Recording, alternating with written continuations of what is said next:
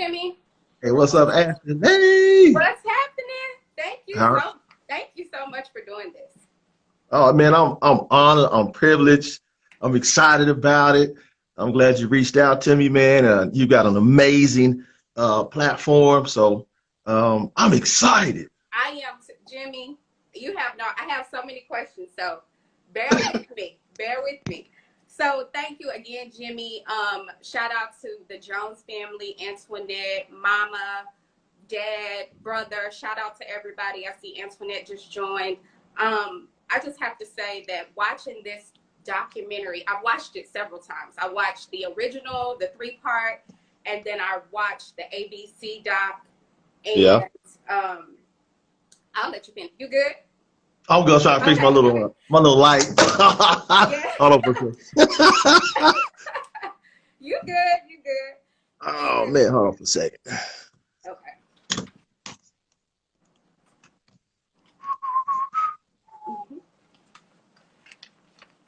There it is. Perfect. There we go. There we go. And so I was just saying, I'll start back over. I was saying that I watched the original, the 3-part documentary. And I watched the one on ABC, the one that premiered on 2020. And then I just dived in researching, and I had to know because I'm from Dallas, right? So Oklahoma is not far from Dallas, right? So and I'm just a little bit, I'm like 3 years younger than you guys. And so I was like, man, this really hit home for me, just researching the story, getting all of the details, all of the facts. I was like, I got to reach out to somebody. I got to talk to somebody about this. We need to get, the word is out and it's growing, but I was like, I have to get more people involved and know this story. So Jimmy, again, thank you. I'm honored that you took the time to speak with me today, to speak with us. And hopefully you can educate us and give us even more information about everything. And for those that don't know, The Last Offense is a docuseries executive produced by Viola Davis and her husband. And it basically explores and breaks down perfectly the story of Julius, J.J. Jones, son, brother, your best friend, and how he went from college athlete to wrongfully convicted death row inmate. So Jimmy, I want you to take us back to growing up in Oklahoma. When did you even meet Julius? And talk to us a little bit about how you guys became friends. Yeah, first and foremost, I want to tell you thank you for you and your platform for inviting me on, man. It's highly appreciative. I also want to give some credit to CeCe Jones Davis, who was a huge warrior for us when we come to event planning. She's been on fire. She jumped on board around September 2018. So shout out to her, man. She's been amazing, an amazing help. Of course, Antoinette, the Jones family, and all the over 6 million people who have signed this petition. That's crazy, right? That's huge. That's huge. That's huge. Let me go back to what Oklahoma City was and me and Julius. So going all the way back to 5th and 6th grade, me and Julius' parents moved right next to each other, probably 4 or 5 houses down from each other is when we first met. So again, we kicked it off because his background, his parents and my parents were both from the same cloth, if you will. So, very spiritual. Daddies didn't take no mess whatsoever. My pops was an ex-Marine. And Mr. Jones was on top of the game. So it's like when I was over Julius' house, I still felt accountable about doing the right stuff, right? And then vice versa, when JJ was at my house, my pops held him accountable. So that was cool. So we kicked it off real good.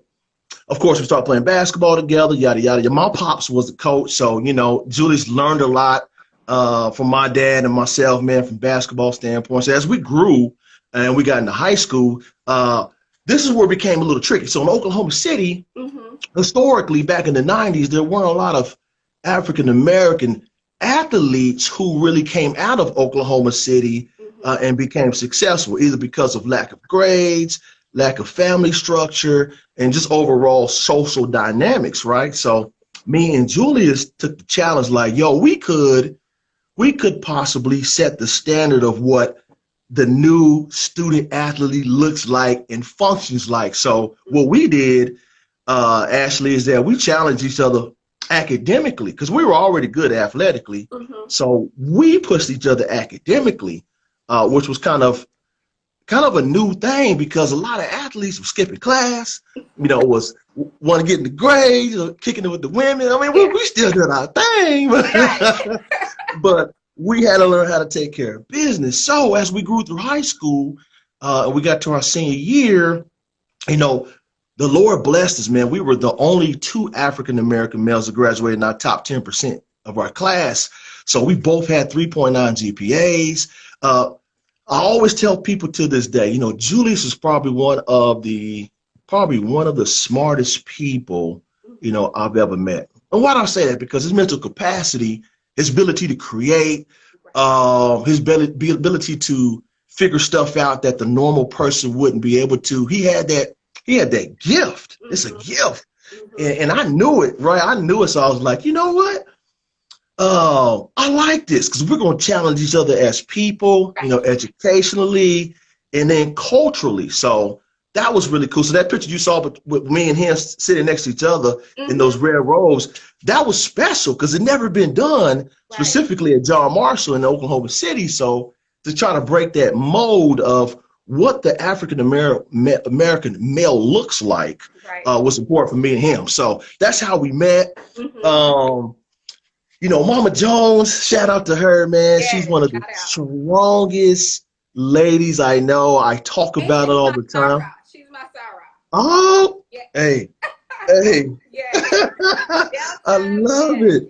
I love it. Very, very sweet lady. To be able to endure with one of your kids for this long, as a wrongfully convicted individual, I tell people it takes a special, patience and love and connection with God in order to make it this long. So shout out to Mrs. Jones, man, and for everybody praying on her behalf. Continue to do so because she needs it. Just imagine, one of my kids, and I have 3 kids, so my oldest is 20, so I've got all girls, and I could not imagine, one of my daughters, sitting in jail, for 20 plus years, wrongfully convicted. And when I think about it, right, so Julius has never seen my oldest daughter. Wow. Right, because she's 20, he's been in for 21, so she was born right after he went in. Yeah, so it's weird when he talks to her, he's like, man, it's great talking to her, but I've never seen her besides pictures. Yeah, but I've never seen her physically before. And that brings perspective about, time and what's going on, because 21 years is such a long time. Right. So that's how me and Julius met. And when he came out of high school, he had a decision to make. Either he could play basketball or football, or he could go the academic route. So being the guy that he is, he chose to do the academic route, which I got to describe this because Oklahoma City was more predominantly white than black. And then the University of Oklahoma was definitely 95% white. And on top of that, the only black students that we ever saw on that campus was football and basketball players. You didn't see normal students that looked like us. So for him to go into OU on a full academic scholarship as an engineering major, right, that's like having a black astronaut for the first time. Right, it just didn't happen. So that tells you how special, Julius's mental capacity was. Kudos to the Jones family for building that strong foundation. So, when this all transpired, it rocked the whole community. And let me ask you, Jimmy, so the two of you, like you said, both leave for school. You go to Grambling. Julius attends University of Oklahoma. When do you guys see each other again? Was it that summer? When do you guys reconnect again from going to school? When do you guys see each other again? Yeah, so we were connected in May of 1999 when I came back for summer. He came back for summer. Okay. We kicked it, play basketball, do what we do. And, it was a good thing. Around June or so, Christopher Jordan, what we call West Side, Right. you know, kind of started hanging around a little bit with Julius. And I really, honestly, actually, I never really thought nothing of it. You know, just two dudes kind of hanging out. Yeah, he was one of our former high school teammates. Right. That's kind of how I made that connection. And really, honestly, I never really said, "Oh, I got to keep my eye on this dude," or, you know, we knew what he was all about. So logically, because Julius is a smart person, I figured he knew, you know, what he was Right. dealing with. Mm-hmm. So it never really crossed my mind. So we kicked it for a few months and reconnected and all that good stuff. And then around July, you know, I will proceed to the case now. So we're sitting at home and I'm coming home from work and my whole block is blocked off, right? We got Oklahoma County Sheriff, Edmond Police, OKCPD, news station, paddy wagons, helicopters. I mean, I probably, if I can remember, it was probably like 120, 130 law enforcement people, which is unheard of looking for one person, right? We got the whole block blocked off. It was like a movie. It was like a movie, man. I get to my house, I'm kind of getting to the people. I'm like, this is crazy. Right. So this is important because our neighborhood at the time was probably 65% white, 35% black. This is important because when I get to my house, on my block, it was me, of course, Julius, and then predominantly white. Mm-hmm. So I'm looking at the officer, I'm like, man, this is crazy, man, what's going on? So in my mind, I'm thinking, they're looking for a white guy. Right, right. You're not even like thinking it's, you know, Yeah, because statistically, we have just more white people than black people in our neighborhood. Right. So when I kind of gaze down a little bit further, and I see Julius's house, well, all these cops kind of surround him, like, uh-oh. So I asked the guy, like, man, who are you looking for? He's like, well, we're looking for Julius Jones. I'm like, oh, Hi, Julius. wait a minute. Wait a minute. Right. I was confused. I was discombobulated. Again, I'm playing this like a movie in my mind. Like, this is something that you see off a movie. Got the house surrounded, and they're looking for my best friend. This is crazy. So they surround the house. Mr. Jones, this is important because Mr. Jones told the people in the law enforcement, hey, Julius is not in the house. Right. Right. So they say, we'll find out on our own. Like, we're telling you, he's not in the house. Right. So when you saw that footage of their house, of how it looked like a tornado came through and tore it up, it was ridiculous. That was ridiculous, first of all, how they did the house. That was unacceptable, ridiculous. I was looking at the house, and then they had left them, mom and dad and Antoinette, have to then go and clean that up. I just felt that was very disrespectful to do that to the family. Yes, you're looking for somebody, but to completely just disregard, have no regard for these people who live here and have to then go back and clean this up. I just felt that was disrespectful. So go ahead, continue. Yeah, it was one of those feelings, man. I felt so sorry for Mr. and Mrs. Jones and Antoinette, you know, specifically because Mr. Jones told them, you know, that Julius wasn't in the house. So there it is right there. I mean, a father's not going to lie about whether the son is in there. Especially when you act with integrity. If my son is in the house, he's in the house. Right. It is what it is. Right. But if he says he's not in the house, then he's not in the house. So, you know, to watch that transpire to such a good family, you know, that made me feel some type of way. And my father, some type of way, man. Again, we're standing there like it's one of those movies. Right. Like, not only is it happening, but it's happening, bam, right here in all my block. So that was a notion from law enforcement that was trying to make a statement about, you know, race relations. You got a white guy getting killed in Edmond by a potential black suspect. Yes. And unfortunately, they used the Joneses' house as an example, which is not right. And Jimmy, can you just walk us back a little bit? So on June 28th, 1999, Julius is at home with his family. They're cooking, they're playing board games, Monopoly. At the time of the murder that happens on the other side of town in Edmond, Oklahoma, Mr. Powell is murdered in a carjacking for his Suburban. And we just have to say, Mr. Powell, he was considered to be a nice man, a successful man. By all accounts, everybody said that he was a nice guy. But can you walk us through what happens that night? can you talk to the people that are here and tell us why Julius is on death row right now, the crime that occurred, and how he got so a capital murder case in July of 1999 occurred. A white gentleman in Edmond, Oklahoma, was supposed to be a notable good business guy, got murdered by a potential black suspect, by multiple black African-American males. Right. Julius got one of the names into this particular situation. The DA at the time, Bob Macy, had a horrible record about if you are black and you're a male, it's over.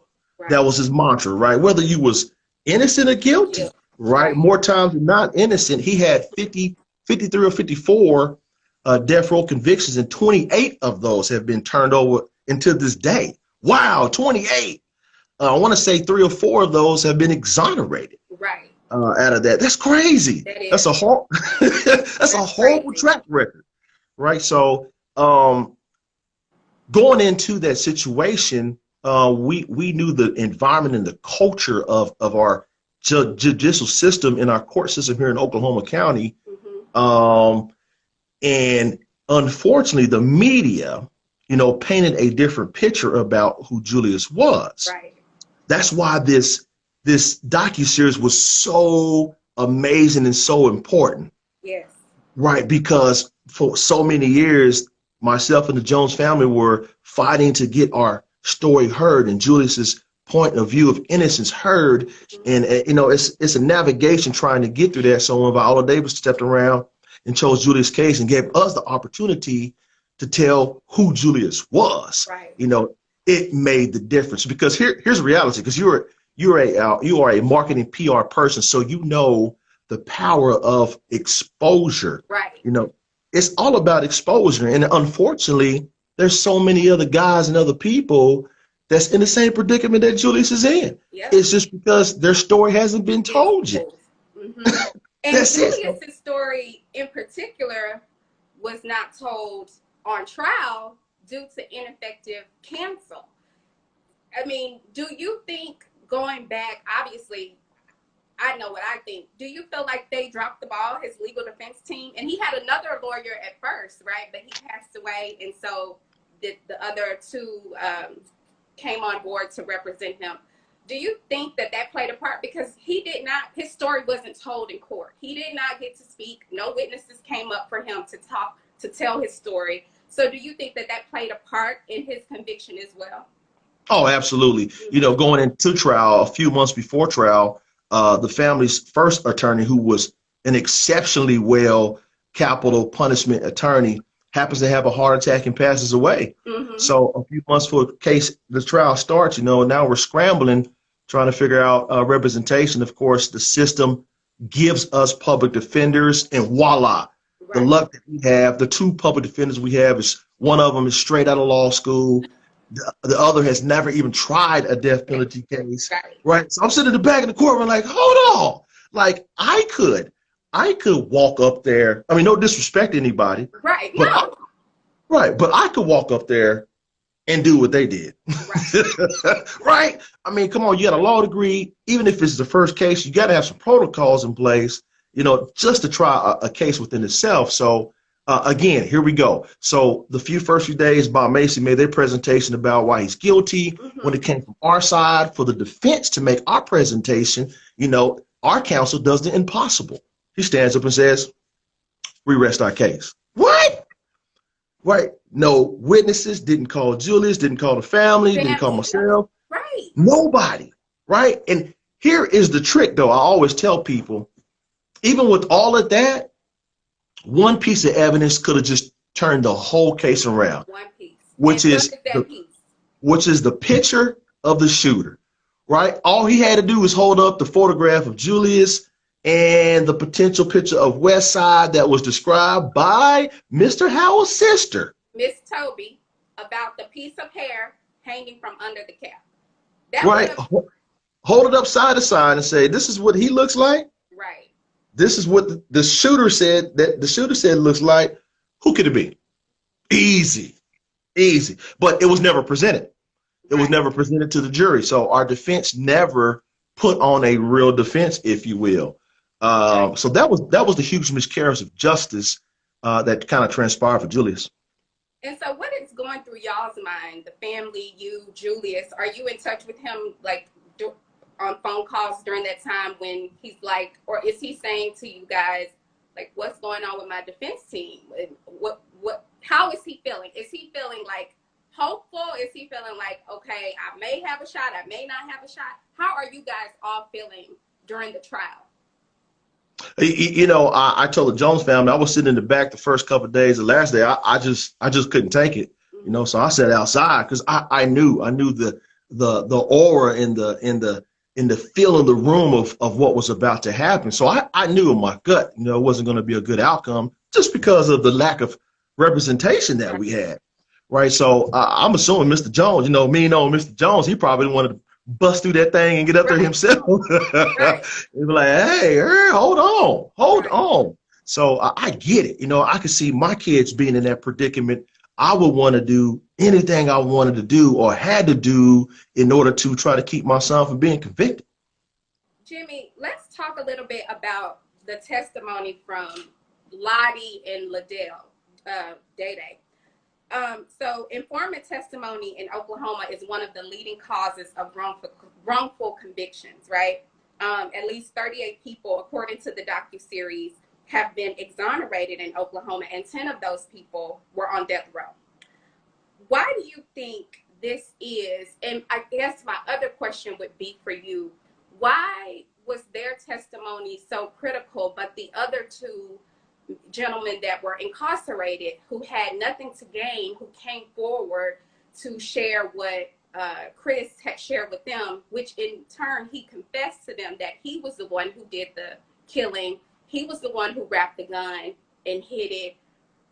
They had nothing to gain. One was on death row, the other had, I think, a maximum or a certain amount of time, so he had nothing to gain. They were not given anything, but Chris and Lottie were.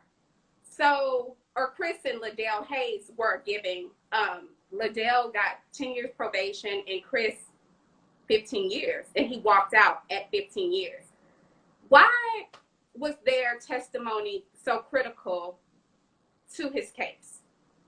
Well, you know, for Liddell King and Kermit Lottie, they had a notable background and rap sheet with some other charges. We didn't know that, right? We didn't know some of the background of these particular individuals because it wasn't exposed, but it played a critical role because these guys particularly were informants on some other cases too. So Bob Macy in that system used them, you know, as guinea pigs and tried to set this up as a coercion against Julius. So, you know, Liddell King, like you said, did some minimal time, should have did a lot more time, but signed that plea bargain deal to say, yeah, I saw him. He was, matter of fact, Westside was driving, Julius shot him. He just, make it. He just started, I was like, wait a minute now, how you just don't go, I mean, it didn't take nothing for you to just start, so that in itself was like, it made me scratch my head. I just didn't understand how everything rested on their testimony. I didn't understand. Yeah. He used Kermit Lottie as well. He had a chop shop at the time, right. and he was doing some other stuff. So they used that as leverage to help him say, yeah, matter of fact, I don't really know him, but, he sold me the car, and y'all saw Julius and blah, blah. They try to make all this coercion, against him because themselves had cases that they wanted to minimize. We didn't know that, right? So, come to find out, you got these guys making deals behind the curtains, right. and then you got the notable 30-year sentence that we thought, Westside had. Right. Turned out to be 15 years. We didn't know that, right? So a lot of that detail that was going behind the scenes, wasn't exposed at the time of the trial. So nobody knew. Knew. And what was really intriguing was, here's my theory as a citizen and as an American is if I'm sitting on a jury and I'm a juror and we're potentially could put somebody's life to death, I'm going to ask for all the evidence. Yeah. Right. I'm not just going to say like the guy said on the documentary. I didn't know. I'm just going with my heart. If it felt good, I want to. What? If When it felt somebody's good. life is on the line. And that was 100% true. That's how they gauged their decision, right? Instead of saying, "Give me all the facts, give Right. us some time to deliberate through this. I want to see the whole perspective." But again, here we go. We talk about having a jury of the peers, but in Oklahoma County, we had a 12-person jury. We did have one black gentleman that got recused after a day or two. So boom, now we got 12. Now we got 12 whites, on the jury. Right, which is not a jury of our peers. So we're saying that I don't care about black or white. Right. I'm concerned about equitable and a judgment of your peers. That could be Hispanic, Asian, whatever the case may be, but we can't just have one nationality if our law says it should be a jury of our peers. Exactly. And let's talk about that for a minute, the jury. The juror that made the statement about taking Julius out back and burying the Nigga is what he said, or I don't know how he spelled it, ER, I don't know. But the information was shared with the judge, submitted to the judge at the time, and the judge made the statement that it did not have an effect on sentencing because the name wasn't mentioned. So he said that he could have been talking about anybody at that time. Do you think that systemic racism played a part in this trial and in the conviction? Oh, absolutely. I mean, when you look at the dynamic about not just this case, but all cases in Oklahoma County and across America now now people are more exposed about what's going on in our criminal justice system, but it's been going on for so long. You see the conviction rate compared to blacks and whites. Blacks are far more susceptible to being either charged and or convicted than the white person. That's the numbers. We know that. But at the local level, it's even worse because what we see is that the judges, the prosecutorial side, the DAs, even the public defender side does not look like the victim. So that means it's predominantly, white. Right. More times than not, the people coming through being judged are black or Hispanic. So you got this quasi of us against them. And that's how they treat it. They treat us as numbers. I tell people when we go to court proceeding for Julius, they're treating people that's coming through with their lives like Walmart. It's like 10 years, boop, next, boop, next, boop, next. Well, I'm like, man, this is people's lives, right? Assault and battery, manslaughter, this, next. They're spending 10, 15, 20 seconds on each person's case, but it's their life. That's their life, but that's the culture that this judicial system has been doing for so long. And we're thankful for this case. This case has really opened up the doors and the eyes for these conversations about what this stuff looks like. It has. Jimmy, you've been behind the scenes, like you said earlier, like working on behalf of your friend along with the Jones family and supporters. Why has it been so important for you to stick by his side and stick by the family side? You're almost like another son to them, and be out there on the front lines supporting your friend throughout all of this. It really boils down to something very simple, and it's called the golden rule. We were taught as kids that we want to treat people like we want to be treated. And if my fellow brethren or friend needs a voice, then we have the responsibility of being that voice. Because if I was in that predicament, I would want them to step up and be a voice for me. I want somebody to stand up for justice for me. So, I feel obligated. I felt obligated when it first happened because that could be your brother, your cousin, your nephew, your friend, your neighbor. Yeah, the kid at the YMCA, that could be anybody. Right. So, and it's that easy that something like that can happen. So, I take it on a personal level to stand up for my fellow brethren until he comes home. He's going to come home. He is. He's coming home. He's coming home. And I'm going to get to that. I have more questions, Jimmy. You good? You good? Yeah, okay. That's right. You have also organized and you've attended recently some of the Black Lives Matter protests in Oklahoma that erupted across the country due to the unfortunate killing of George Floyd. Do you think that the country, the world, people are now really paying attention to how Black lives are treated differently than our white brothers and sisters or even our other brothers and sisters? Do you think people are paying attention now? The world?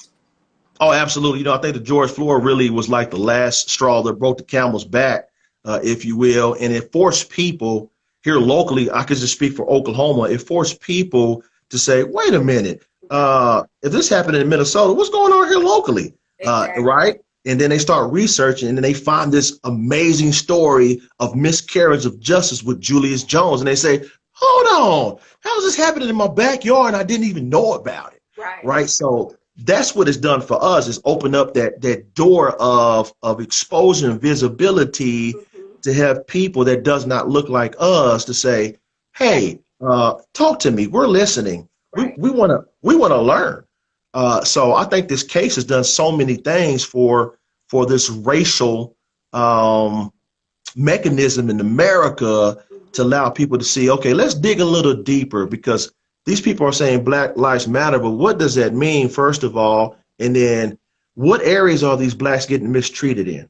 So now they're digging a little deeper, right, with conversations and videos, and they're YouTubing, and they're like, hold on, so we got incarceration injustice, we have institutional bias, we have all these different areas of racism that the average consumer really wasn't paying attention until this top of this kettle blows out, you know, with George Floyd. Yeah. Jimmy, you guys have been getting a lot of celebrity support too. Obviously, the documentary, shout out to Queen Viola Davis for like giving this to us so that we can know, because I had no idea about it. I know a lot of people in my family, we didn't know about this until like the documentary. So shout out to her for, you know, bringing this to light. Kim Kardashian has been an advocate for Julius in the family. Russell Westbrook, Blake Griffin, who you guys, you know, his dad, is that right? That's right. So we played for his father, Tommy Griffin. Yeah. Blake was a little guy when he was in high school playing, and with a little curly hair. Well, I could tell he was going to be a beast anyway because he was huge as a kid.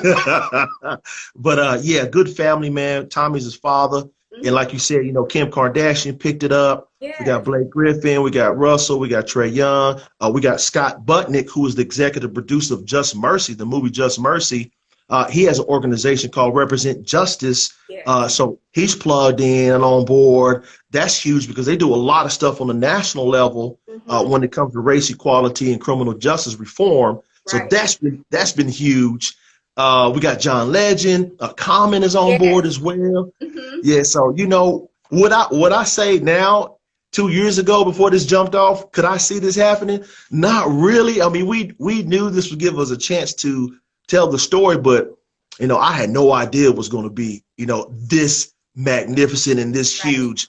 But it makes sense because it's just another guy that looks like you and I. It could be anybody.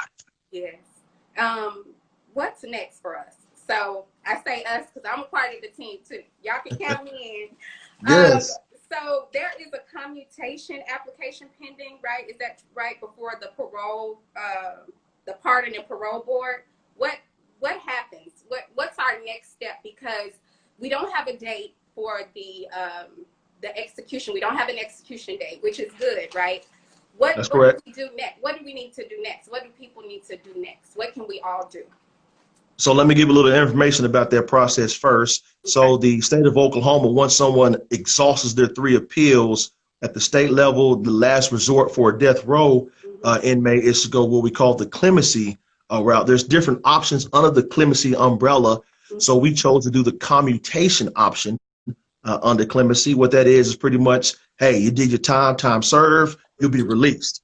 So we filed that in October of 2019. Okay. That's when Kim Kardashian jumped on board. That's great. The state of Oklahoma from 2015 up until February of this year had a freeze or a moratorium on all executions in the state of Oklahoma.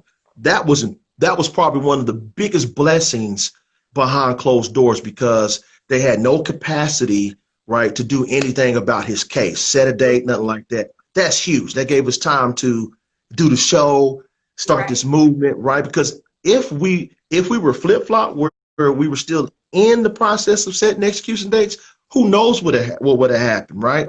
So that was a blessing, man. We thank God for that. So they reinstated the death penalty in February. They were working on some protocol. Initially, the Attorney General wanted to start setting execution dates of July of this year, which is this month. Again, some good blessings happens behind the scenes. They're still fighting over some protocol stuff, so no dates can be set, which is awesome. So what we're fighting for now is to have the Oklahoma Pardon and Parole Board hear the case. So it's a kind of a two-step process. Step one is the parole board will hear the case. If they like it, they vote yes. Cool, goes to phase two. Phase two is a little bit more in-depth in the presentation from Julius and attorneys about why he's innocent, provide some facts and things like that.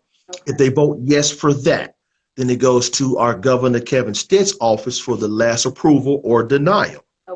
So right now we're still in the first phase. We have not heard anything about his case being put on the docket to be heard.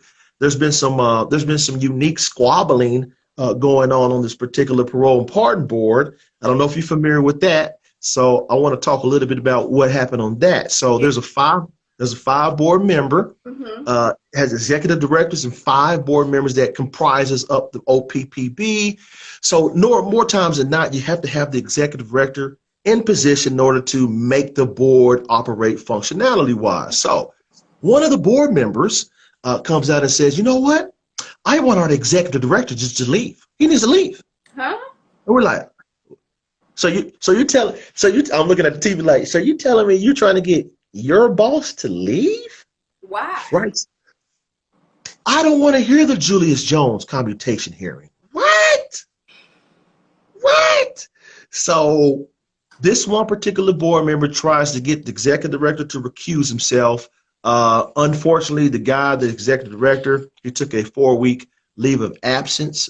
Why is this important? Because you gotta have him in place in order for these hearings to take occurrence, particularly for the death row petition. So that's caused some logistical timing issues with our possibility of his case being heard in the near future. So they're still working this stuff out. That's that political stuff that's going behind, the scenes of for whatever reason these people have about, Julius Jones's case. Right. I saw the press conference with AG Hunter and his whole bit. So I don't know. Jimmy, what's to be learned in all of this? What's the lesson in the whole big scheme of this? What's the lesson? I will say my number one lesson is this. If we want change, we have to be the change. What does that mean? That means that you and I has to have faith and take a plunge at some of these local positions of power.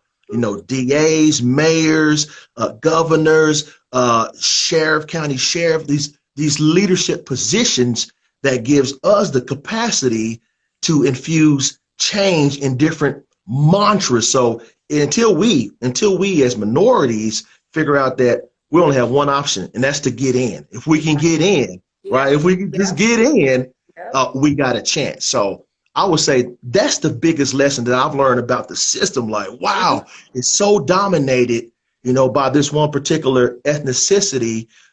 I can only see the way this changing is that you and I as minorities, we got to get in.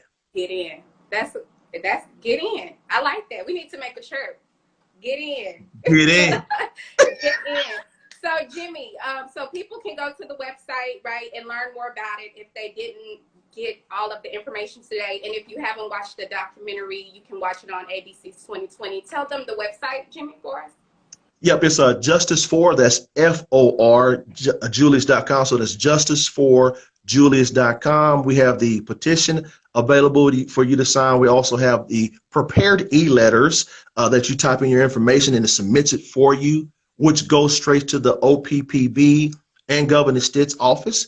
And then number 3, more times than not, take that bad boy and share it. Spread it out. Yeah. Keep spreading. The more exposure we get with folks like yourself that has this amazing platform, Ashley, the better, right? Because it's all about exposure. Yeah. In my opinion, the court of public opinion is going to be the one that breaks this case for Julius having freedom. And the court of public opinion, but the facts, because the facts are the facts. And if anybody with good common sense look at what's laid out in front of them, they can see. So Thank you, Jimmy, so much. Again, shout out to the Jones family, Mama Jones, Papa Jones, Antoinette, Brother Jones. Thank you for what y'all are doing. Thank you for continuing to fight for him. I've been moved to tears so many times watching Antoinette. I have siblings and family, and I can't imagine. I'm sorry. Take your time. Take your time. Sorry, guys. Take your time. This happening. This is reality. Take your time. Take your time. This is reality. Actually, let it out, because reality is that we're fighting for a man's life, right? And that's reality. We can sugarcoat it all we want. We, the family, and myself, we know he's innocent, but at the end of the day, we're fighting up against this beast, this system, right? We're fighting for a man's life. So and that's why I thank you. I saw you and I thought of like my best friends and like how you've just been, down and fighting for him from the get.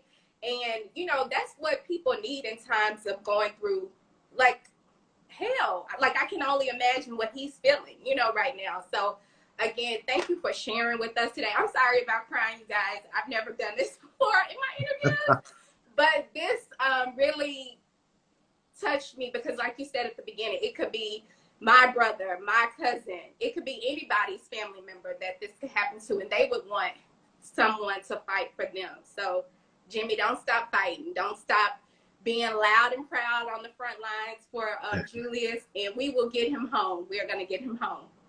Well, I highly appreciate you, Ashley, man. Platforms like yourself allows me and the family to continue this voice for Julius Jones, man. We are grateful. We can't tell you how appreciative we are of folks like yourself that is standing in the gap with us, man, to try to bring Julius home. Yeah. Thank you so much, Jimmy. We'll be following. Keep us updated with everything that's going on. Can we follow you on Instagram? Tell them your Instagram. Yeah, it's at JIMMYLAW 25. So Jimmy Law 25. Hit me up, man. What's the law for, Jimmy? You trying to be a lawyer? No, my last name is Lawson. Oh, Lawson. Just for That's Lawson. right. Okay. That's right. I was like, Jimmy trying to go into law, but yeah. No, I work in finance and education. I'm a college professor. Okay. So, yep. This case I feel like needs to be in law school. This case should be one of those cases in law school.